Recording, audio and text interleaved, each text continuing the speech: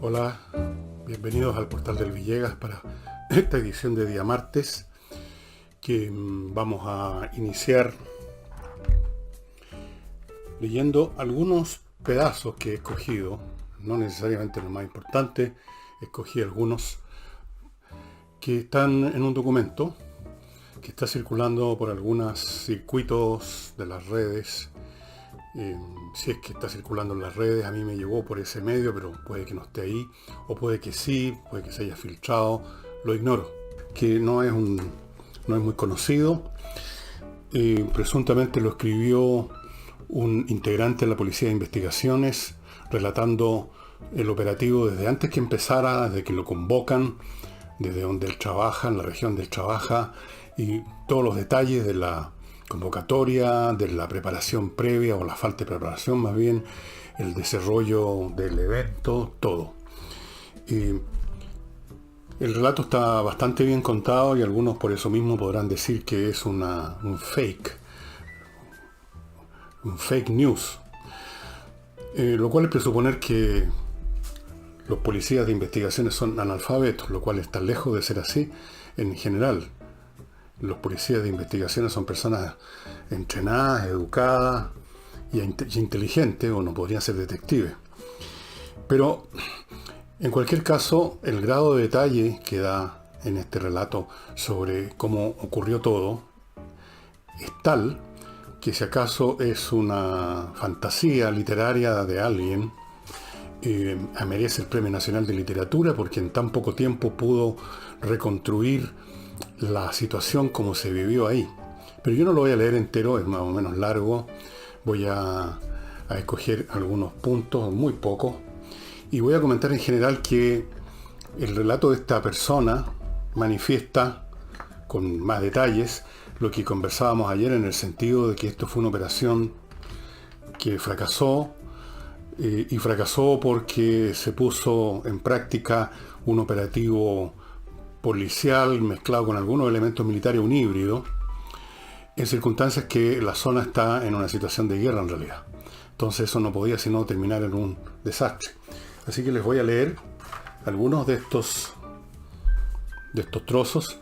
Yo personalmente no tengo la más mínima idea, así como lo de ayer, quién es la persona que lo escribió, pero me parece interesante y me parece muy plausible, muy realista, y tiendo a creer que el material es genuino. Pero lo dejo a juicio de ustedes. Como les digo, voy a leer 3 párrafos que están sacados de distintas partes de este documento. Empieza diciendo: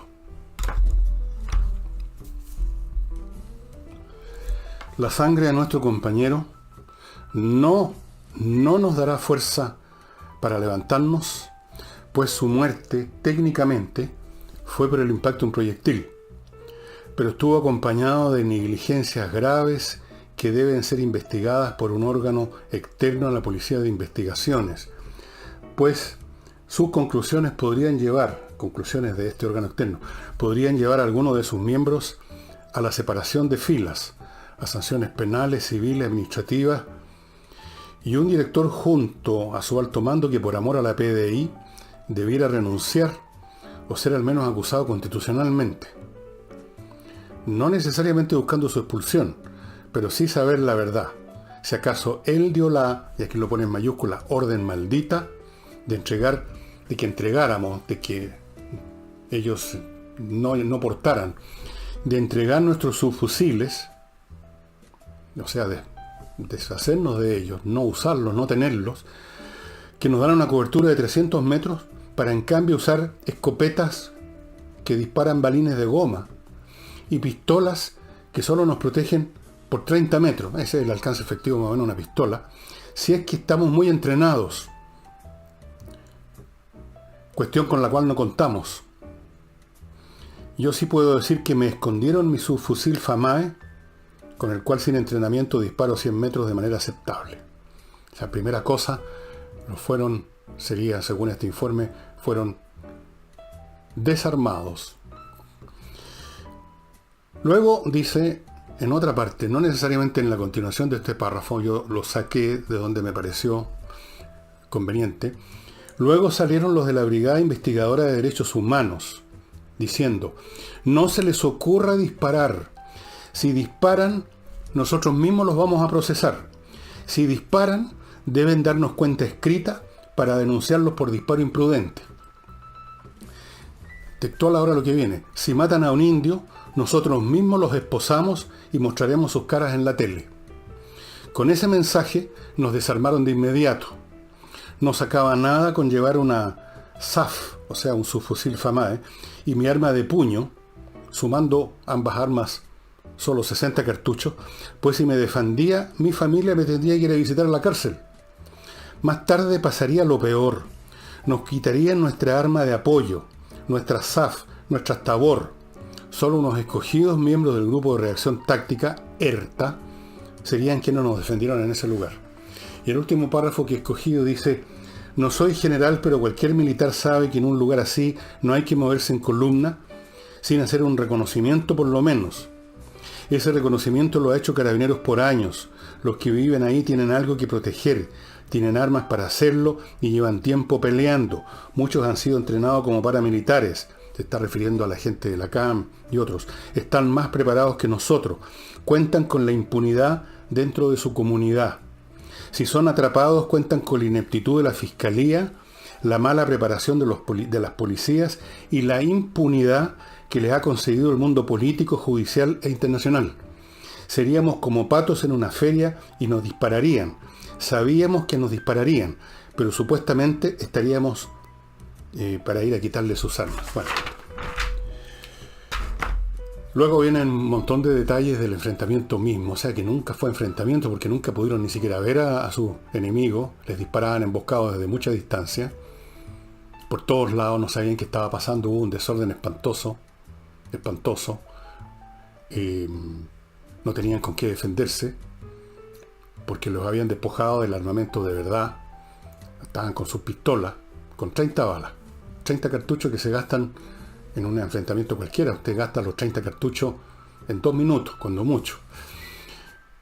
El cuadro que pinta este presunto funcionario, digo presunto, no porque yo no crea que es funcionario, sino por razones, ¿cómo llamarla? Por razones legales, digo presuntos. Estos presuntos funcionarios de la PDI, el relato es tremendo. Y bueno, da detalles básicamente de lo que aquí y otros, no soy el único, han explicado en el sentido de que el gobierno no está en condiciones morales y políticas, no se atreve a llevar a cabo una acción de verdad en esa zona, una acción de guerra, porque esa es la situación en que la CAM puso a la zona, no el gobierno. Y entonces buscan estas cosas que no son ni chicha ni limonada, una operación policial que no puede llevarse a cabo en esa zona, y que termina con la muerte y con heridos, y con algunos heridos tan graves todavía. Termina con un fracaso, termina con un tremendo debilitamiento del cuerpo de la Policía de Investigaciones, que deben estar muy desmoralizados con esto, sintiendo que los llevan al matadero. Y según otras informaciones que yo tengo, esta situación se le ha hecho ver al presidente de la República varias veces por quienes corresponden. Pero Piñera parece estar realmente atado él mismo de manos por situaciones, algunas de las cuales se remontan a gobiernos anteriores, compromisos adoptados por el Estado chileno, por miedo al imperio hipnótico y hegemónico, y parece que irresistible, que ha adquirido el tema de los derechos humanos, usado siempre para un solo lado, porque nadie habla de los derechos humanos, nadie habló de los derechos humanos ahora con estos policías, ¿no? Baleados. No escucharon una sola palabra, la izquierda miró para otro lado, así son. Entonces, Piñera, yo imagino que lo único que quiere es terminar su mandato, irse para la casa sin que nadie lo acuse de... Igual lo van a acusar, pero sin mucha fuerza, porque no hay ningún elemento material, porque efectivamente dejó actuar a estos grupos a su entera voluntad. Entonces se podrá ir más o menos tranquilo, no lo van a acusar internacionalmente, no lo van a convertir en un paria. Los sectores de izquierda que controlan o tienen un enorme peso, incluso en instituciones internacionales, amparados a su vez por poderes mundiales, como los chinos, que están detrás de muchas de estas cuestiones, se han apoderado de la influencia y a veces el manejo de instituciones completas. Les voy a dar un ejemplo para que vean que no estoy aquí contando un cuento exagerado. La Comisión de Derechos Humanos de las Naciones Unidas está conformada por países, gracias a las presiones de China, Corea del Norte y así sucesivamente. Irán creo también que está en el baile. Son defensores de los derechos humanos. Entonces, estas advertencias que se le han hecho 3 veces, si no me equivoco, son desoídas. Y bueno, si las informaciones que me dan a mí son falsas, y no eran 3 veces que le han dicho, sino que 2 o 1, o no le han dicho nunca, o todo lo que ustedes quieran, realmente da lo mismo, porque para eso están los hechos que estamos viviendo, de los cuales sabemos todos los días, lo poco que sabemos por medio de los medios de comunicación convencionales, que se han comportado de una manera repelente, como que formaran parte de este contubernio para dejar que las cosas sigan su curso, a cambio de que no los hieran en sus negocios, no sé. Pero en cualquier caso, por último, por los testimonios de la gente que vive en la zona, a mí me acribillan de información y seguramente a mucha gente. No necesitamos confiar absolutamente en lo que diga un documento como el que acabo de leerle o lo que diga nadie, porque ahí están los hechos. Los hechos. Es un hecho que ante estas situaciones el gobierno habla de perseguir judicialmente a quienes resulten responsables.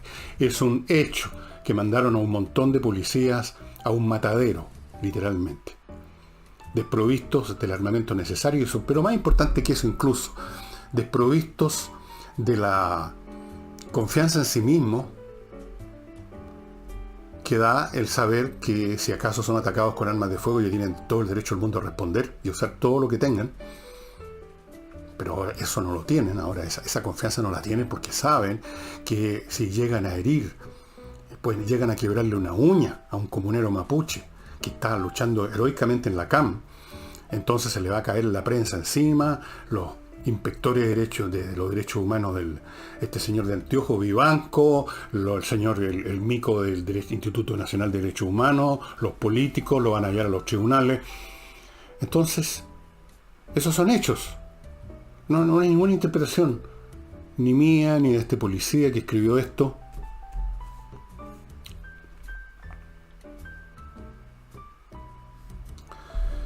Bueno, dicho eso,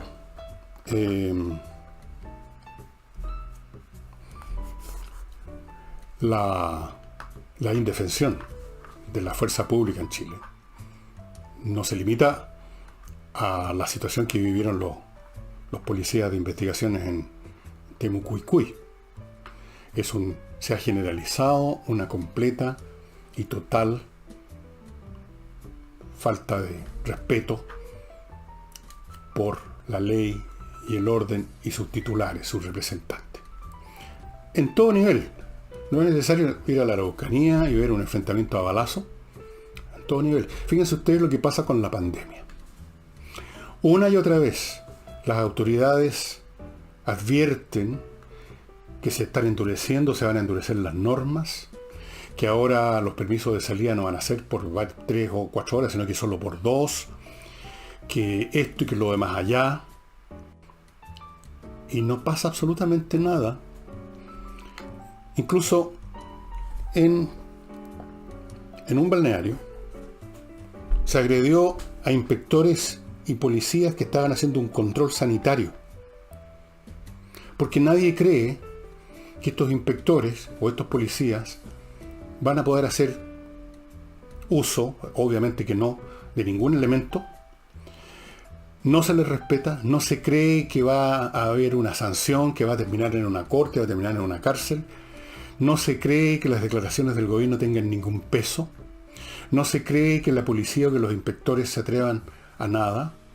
Y cuando se llega a ese nivel en una sociedad, cuando la sola presencia del representante de la ley ya no inspira respeto, independientemente que esté solo, armado o no, pero inspira respeto porque representa el orden en su conjunto, él es solamente una manifestación, un avatar del orden social en su conjunto. Cuando eso ya no ocurre, entonces ¿por qué se debería de respetar a un par de pacos?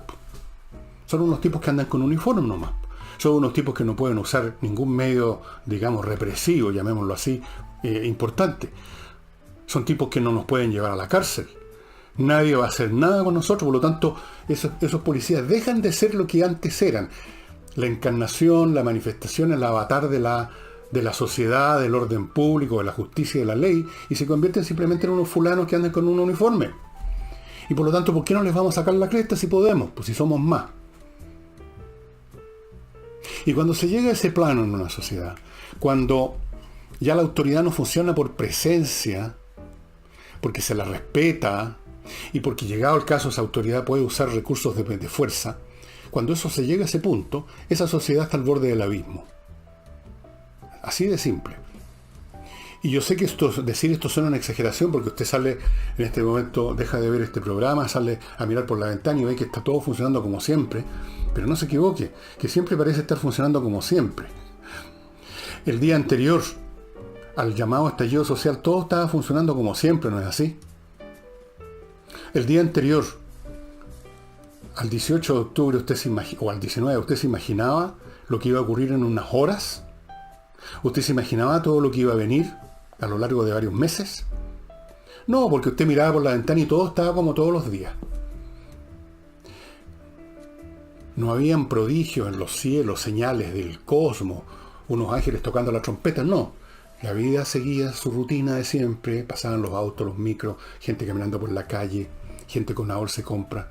Entonces con eso uno se engaña y cree que no puede pasar nada, que todo va a ser siempre así. Pero yo les digo, cuando se producen situaciones como esta en que ya no se respeta nada, en que los decretos, los órdenes o las sanciones o lo que sea que anuncia un gobierno simplemente se los pasan por el forro de los pantalones, eso termina pésimo, pésimo. Es el camino que conduce al enfrentamiento en gran escala. O a otra cosa previa a un enfrentamiento en gran escala, que también es muy doloroso. Pero claro, asómese por la ventana y usted no va a ver ningún signo especial. No va a ver al arcángel San Gabriel tocando las trompetas llamando por el juicio final. No va a haber nada especial. Tiene que esperar 8 de octubre. Entonces ahí se va a pegar la cachada. Mientras tanto, el gobierno, el Estado, ni siquiera este gobierno, el Estado chileno se sigue cayendo a pedazos. Un Estado que no es capaz de imponer por presencia y por acción la fuerza de la ley es como que no existiera. Eso es. Permítanme ir a mi primer bloque. Si usted tiene un problema que va a terminar en una corte, un problema civil, digo civil, no penal ni laboral, civil, un juicio civil, una demanda civil, le sugiero que se ponga en contacto con Salinas y Ojeda, que son un buffet especialista en este tipo de casos. Se contacta con ellos en su sitio, salinasyojeda.cl. Son excelentes abogados, tengo antecedentes de ellos, no de recomendaciones de ellos mismos, sino que de clientes que han tenido. Salinas y Ojeda para cualquier problema derivado de un tema de conflicto civil con alguien. Y para comprarle un ajedrez a ese niño viloso que usted conoce, que es hijo, nieto o lo que sea, entre a espacioajedrez.com, donde lo está esperando una caja con tablero, las piezas, el manual, 3 licencias para entrar al sitio. Lo está esperando también un reloj digital si usted quiere ponerle más pasión al juego. Todos los productos están listos para regalar, con el papel de regalo. Y mientras está comprando, eche una miradita, porque en Espacio Ajedrez ya van a estar apareciendo, yo creo en estos días, los primeros avisos formales de los cursos que va a dar ahí Pablo Tolosa. No tienen remedio los perros. Y para invertir en Estados Unidos, amigos, invierta en USA.cl. No tiene que moverse Chile. No tiene ni siquiera que moverse su casa. Entra, invierta en USA.cl y lo van a llevar de la mano virtualmente a Estados Unidos, e incluso más le van a ofrecer ellos mismos opciones de inversión en el campo inmobiliario y en el campo de las franquicias. Tienen 3.500 franquicias, unos días más, unos días menos, esperando sus decisiones. Fuera de eso le consiguen un montón de cosas. Si usted va a invertir allá, le pueden conseguir una visa de residencia.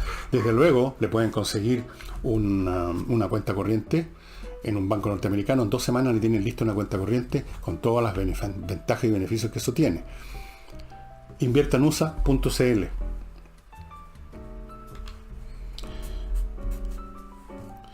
Con respecto a lo de pandemia, ya que estábamos tocando eso, por el hecho de que ya nadie da pelota a los toques de queda o muy poco, las fiestas clandestinas continúan celebrándose con este ánimo, parece como en la Edad Media cuando hubo la peste negra, o sea, una cosa, parece que los excita más a algunos esto de hacer una fiesta y abrazarse y besarse quizá y toquetearse sabiendo que anda la pandemia, parece que es más excitante, capaz, ¿eh?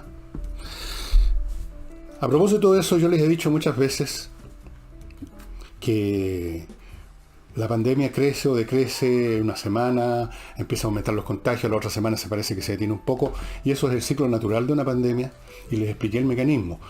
Cuando la gente obedece por un momento por miedo, no por obedecer el Estado, y la gente obedece en un porcentaje mayor las normas, la distancia, no salir de la casa, la cosa decrece.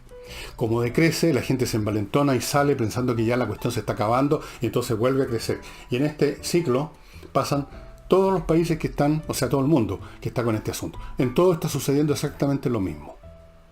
Hubo un momento en que pareció que las cosas estaban empezando a controlarse, vino la buena noticia de la vacuna y empezaron otra vez las fiestas en todas partes del mundo, las salidas masivas, entonces volvieron los contagios a todo dar, sobre todo porque además la nueva cepa del COVID no es más letal, no es más destructiva, pero es más contagiosa. Entonces no es ningún secreto ni misterio que ahora tengamos en Chile también un alto número de contagios y vuelve a empezar otra vez toda la cosa de las cuarentenas, de retroceder varios pasos, y en eso nos llevamos.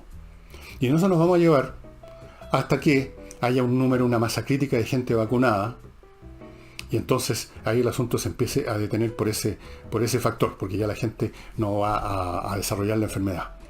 O sea, en la inmensa mayoría de los casos por lo menos. Así es que cuando ustedes vean en la prensa que hoy día aumentó los contagios como no habían desde junio, julio, no es un fin de mundo, no es que ahora ya se desataron los 4 jinetes del apocalipsis, simplemente es el mecanismo normal de una epidemia entrando en interacción con los mecanismos normales de la estupidez humana. Que si no ven las cosas aquí encima, no existen. Miren estos jóvenes que fueron a una fiesta en Zapallar o en Cachagua. Aumentó en más del 300% los contagios en Zapallar, porque los niñitos volvieron a sus casas y contagiaron a los papás, a los abuelos, todo el mundo. Vamos a ver cuánta gente se muere. No mucha, porque no se muere tanta gente tampoco, pero va a haber de repente un muerto por ahí. Y como dijo una funcionaria de gobierno, pues ya saben a quién ir a pedirle explicaciones. Si nadie va a dar explicaciones, y nadie las va a pedir tampoco. A nadie le importa un cuesco. A estos jóvenes les importa una usted sabe.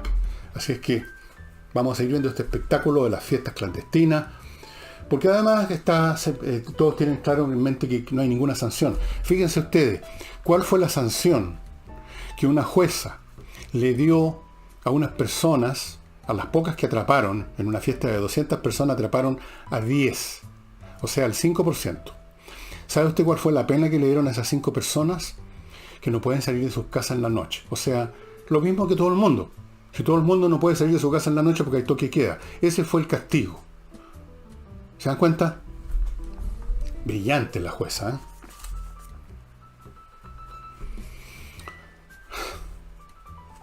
Y ahora vamos al caso de las luminarias, que ha ido creciendo y creciendo y creciendo. Se habla ya de caso de las luminarias porque esto no tiene que ver simplemente con el señor alcalde de Recoleta y los enredos o menjunques que hubo ahí, sino que el asunto parece que abarca muchas más. Se está investigando a 20 municipios. En el norte solamente, en relación a este tema, hay 15 personas formalizadas, entre ellos 4 concejales por los delitos de cohecho, violación de secreto, fraude al fisco, lavado de activos y asociación ilícita. ¿Qué tal? Se está investigando y se están encontrando problemas y situaciones irregulares en otras partes del país. Por ejemplo, las que yo noté aquí, Chillán, Negrete, 20 municipios investigados. Eso no significa que son 20 municipios de 300 los que están con algún problema con las luminarias, no sé, pues pueden haber otros que todavía no los investigan. Y si no hay más, pueden haber otras irregularidades con otro tipo de empresa, con otro tipo de situaciones. Han habido, recordemos históricamente, han habido más de un caso de escándalo en los contratos con empresas para recoger basura. Han habido situaciones raras con las empresas que se contratan para mantener un parque. Cosas como esas. Entonces, lo que he dicho aquí 1.000.000 de veces, los municipios no están fiscalizados como corresponde. Y quizás podríamos agregar como otro factor que ha causado esta oleada de irregularidades, llamémoslo irregularidades para ser finos y generosos hoy día, el personal que está llegando a los municipios, pues. Sí, y esto voy a generalizar un poco, en todo el aparato de autoridad de la nación. Gente que está en el Congreso, gente que llega a los cargos del Estado, a los organismos públicos y a los municipios. Uno dice muchas veces, ¿de dónde salió esta gente? O sea, la cantidad de personas de muy bajo nivel intelectual y moral, o sea, algunos francamente chantas, la chantería que se ha incrustado en todas partes. Supongo que eso se llama perfeccionamiento de la democracia, ¿no? Ahora es más transversal el acceso a los cargos, a la política, ya no es un monopolio de una élite de caballeros que comían en el Club de la Unión.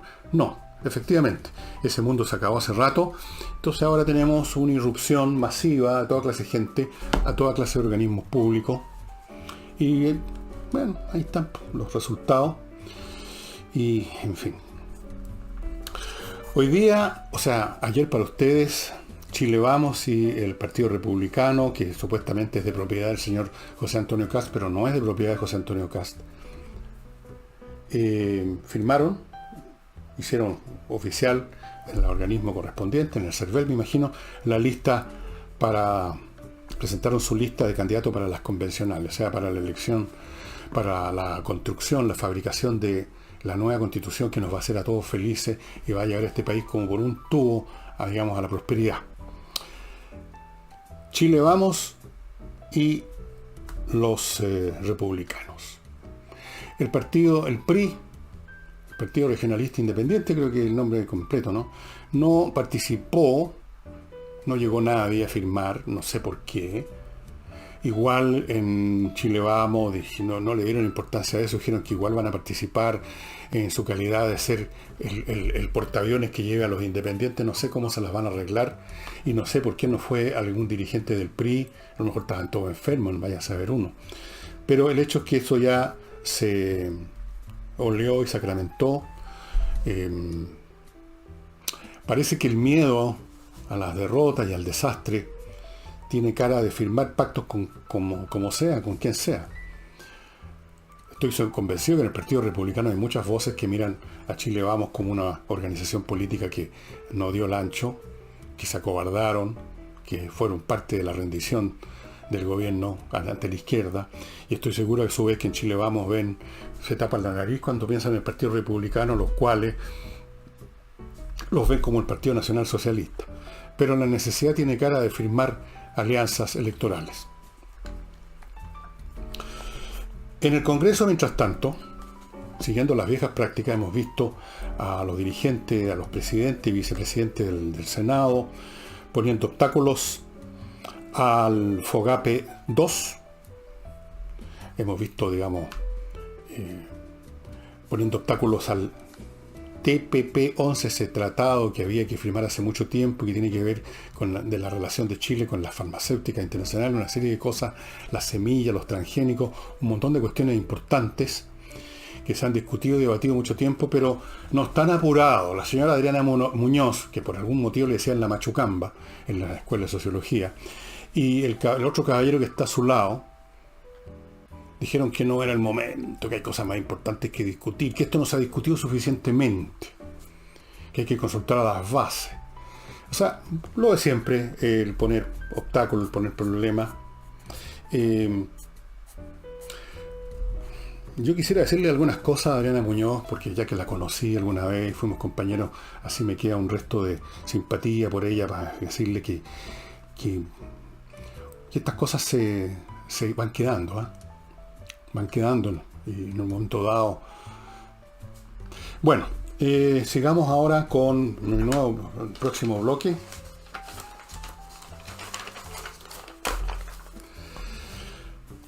Si usted quiere transferir un vehículo, amigos, póngase en manos de autopass.cl, páseles a ellos el problema, que ellos se encarguen de todo el papeleo, que es bastante más de lo que usted cree, o usted ya sabe que es bastante, y limítese a que ellos hagan todo ese papeleo y que al final lo llamen a la notaría a firmar. Y el trámite de la notaría también es muy rápido, porque esa notaría va a estar asociada a Autopass, porque son de la misma empresa que maneja Notarios Press. Entonces todo es súper rápido, súper liviano, usted no tiene que estar haciendo colas en 20.000 ventanillas.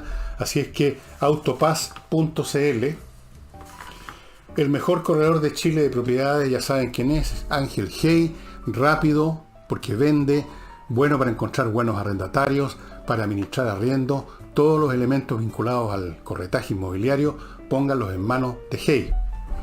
Y ponga las manos en la pileta de su cocina para lavar la vajilla con el lavavajillas de Lavo Club, el nuevo producto de Lavo Club, excelente, yo lo estaba usando ya. Vienen 3 versiones, en un frasco de 3 litros, listo para usar, uno de 3 litros pero súper concentrado para que usted lo mezcle con 3 litros de agua y así tiene 6 de detergente, y uno en gel para la máquina lavavajilla. Como la máquina lavavajilla en mi casa soy yo, no necesito el gel, uso el otro nada más. Excelente detergente para la loza, y por supuesto están vigentes el detergente para la ropa con todas las virtudes que ustedes ya conocen, y los suavizantes y aromatizantes en 3 variedades. Recuerden que todos los productos se los trae y se los repone en su casa Lavo Club.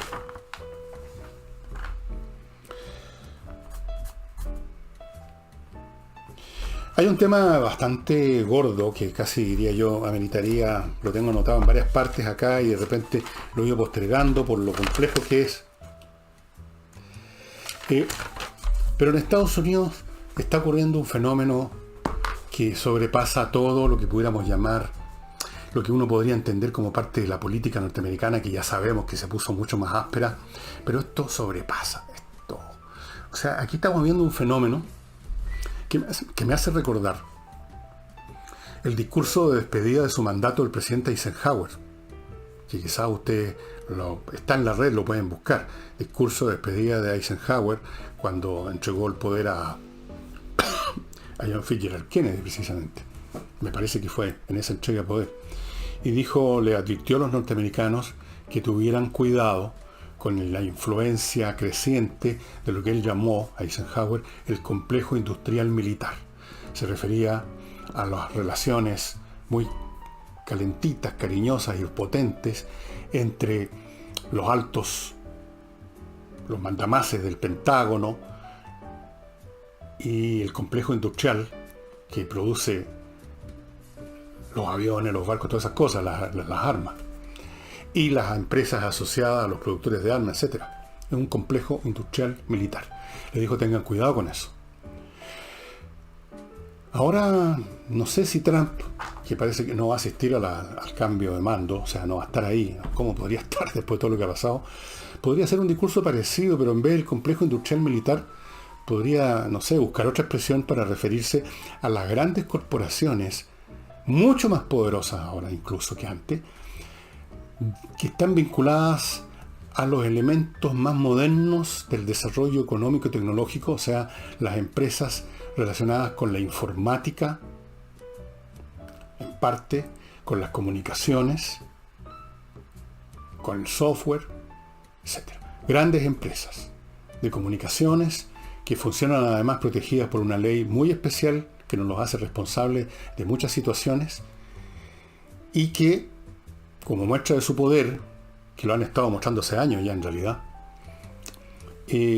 así le sacaron debajo de los pies la alfombra a Trump, lo borraron de todas las redes sociales, y por si eso fuera poco, le destruyeron en un día a una empresa alternativa a Twitter que se llamaba, porque ya murió, diríamos, por lo menos por el momento, en una de esas resucita, pero no sé cómo. Parler, usted ha oído hablar de esto. Los sacaron de los servidores. Así de simple. Y esto que se hizo con Trump y esto que se hizo con Parler se ha hecho con mucha otra gente. Usted, no sé cómo entrar en este tema pero hay mucha gente que los han desplataformizado, como dicen ahora. Si tenían un sitio en YouTube, o tenían una página en Facebook, o estaban en Twitter, o en alguna otra cuestión, de repente los banean. Esa es otra expresión que se está usando ahora. Los sacan. Temas completos son sacados, con algún pretexto u otro, determinado por no sé quiénes serán los que hacen ese trabajo, porque tiene que haber una persona que hace eso, o varias, en estas empresas.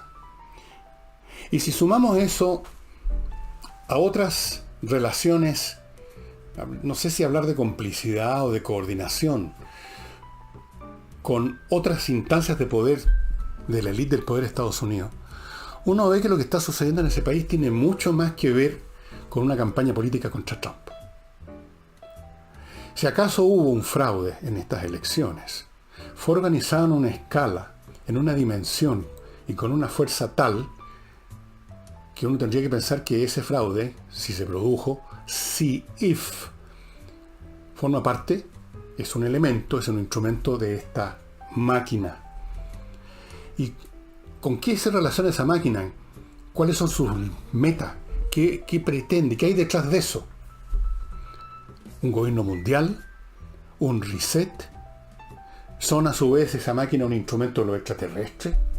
¿Hay un plan para cambiar completamente el orden mundial? ¿Para controlar a la gente de otra manera? Porque si no el mundo se va a caer a pedazos. Es un tema muy grande que yo en varias oportunidades he estado tentado de dedicarle un sábado cultural a ese entero, y lo he ido posponiendo, esperando más datos, esperando organizar, articular mejor en mi mente todos estos elementos, porque son muchos. Y debo decirles también, para serles bien franco, que por momentos temo que si lo hago voy a desaparecer también, voy a ser desplataformizado. Así que estoy en esta duda, pero por lo menos les puedo decir esto: algo grande está ocurriendo en Estados Unidos que va mucho más allá de una campaña política contra Trump. Algo que tiene que ver con factores o vectores causales, intereses y visiones que superan en mucho el odio parido que la señora Pelosi le tiene a Trump, o la ambición de la señora Kamala Harris, o lo que sea, o los demócratas estos radicales. Todos esos elementos, me parece a mí hasta el momento, son solo ruedecillas o engranajes de una cosa mucho más vasta, que está avanzando, y que es tan vasta que por lo mismo es muy difícil verla, perfilarla. Es un cuerpo tan grande que uno no le alcanza a ver los límites. No lo alcanza, por lo tanto, a definir en una forma específica. Y por lo mismo también entonces parece que es simplemente una fantasía de uno, una alucinación, que aquí no hay nada de tal cosa, que uno está cayendo en una teoría conspirativa digna de enfermos mentales.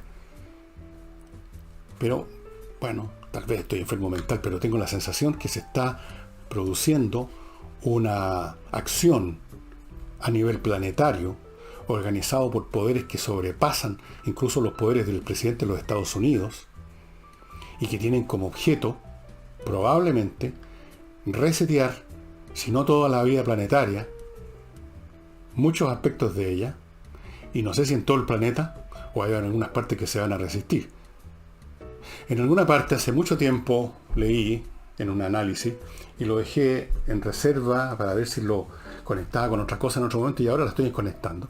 Leí que muchas de las conductas tomadas por Putin en Rusia, y que vistas desde la perspectiva convencional aparecen como barbaridades, tienen que ver con una lucha de Rusia, o de Putin por lo menos, y los que lo rodean, contra esta iniciativa global a escala planetaria.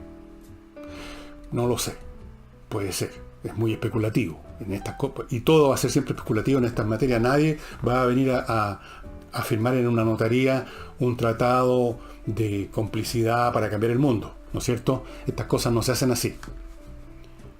Y todos los eventos que ocurren parecen que no están relacionados unos con otros, parecen puntuales solamente. Pero yo tengo la sospecha, casi la convicción, diría a estas alturas, sumando y sumando elementos a lo largo de todo este tiempo, de estos últimos 2, 3, 4, 5 años, que efectivamente hay algo en marcha muy grande, que ya se impuso en Estados Unidos, y que se manifiesta de distintas maneras en todas partes, por ejemplo en Chile. De otras formas, depende del lugar, del país. Naturalmente estas acciones toman un cariz diferente. Tengo la sensación que es así, pero por supuesto no tengo las pruebas ni podría tenerlas jamás. Pero si ustedes un día me ven de repente desaparecer de circulación aquí, quién sabe, ¿no? Y eso sería todo por hoy, estimados amigos. No es todo por hoy. Tengo que mostrarles un libro y tengo que contarles de KM Millas, donde ustedes pueden vender sus millas acumuladas en los viajes aéreos antes que se las haga desaparecer la empresa, como hacen habitualmente, porque si no, por supuesto, para ellos llegaría un momento que todos sus pasajeros estarían viajando gratis. Entonces, antes que eso pase, ya sabe, kmmillas.cl. También sabe, estimado amigo, si usted tiene una empresa o la maneja, que Controller es la empresa a la cual hay que recurrir para que optimice toda su gestión antes que sea tarde.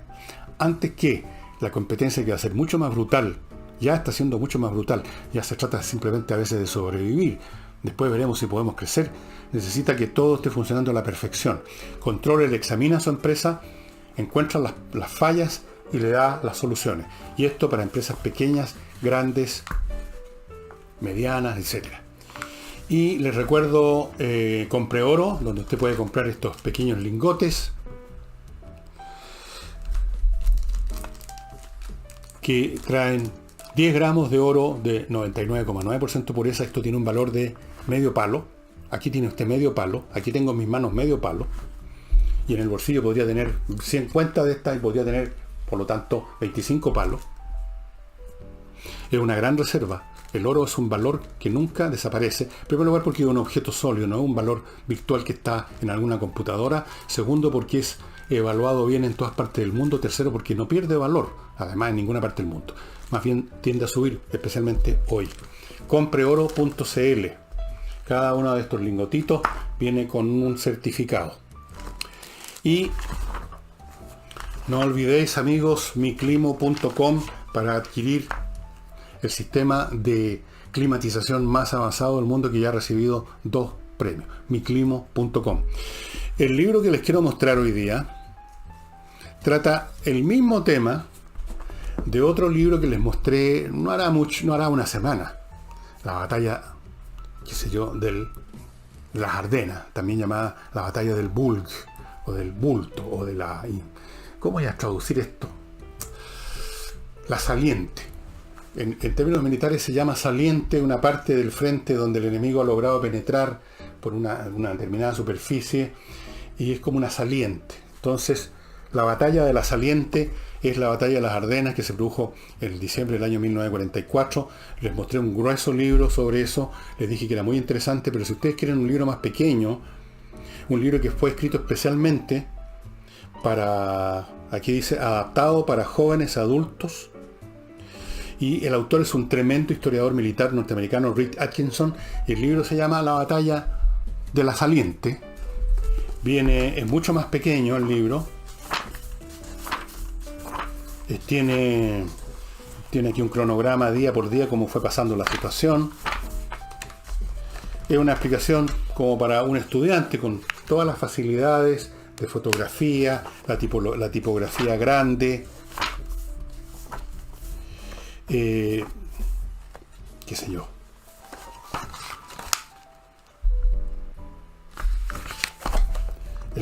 Assembly Area es el área de reunión, ahí donde las tropas que van a actuar en una operación se reúnen, para de ahí, o también se llama el punto de partida para la acción.